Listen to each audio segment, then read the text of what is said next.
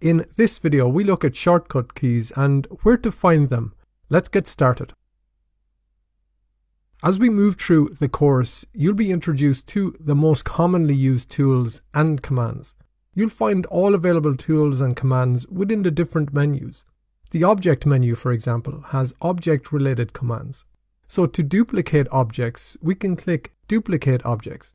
This makes a copy of the cube and I can move this across and position. So every time you want to duplicate an object, you'd come to the object menu and use this command. However, you may have noticed alongside this command, the shortcut key Shift+D is displayed. So rather than clicking duplicate objects from the menu, we can press Shift+D and duplicate this way. Using shortcuts is a much faster way of working in Blender and will become part of your workflow very quickly. This means, however, you will have to remember the key combinations.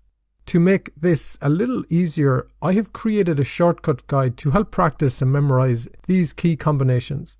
I try update this regularly and the guide can be found on the asset page of my website here, blenderzen.com. Come to the asset page. This is a PDF file and if you click, it opens onto a new page. This guide has shortcuts for both Mac and Windows. It begins with a brief introduction, then a list of the most common keyboard shortcuts for both operating systems. You can download this file from here and even print it off to have it close by. I'd recommend taking some time and working through each command to help familiarize yourself and get up to speed more quickly.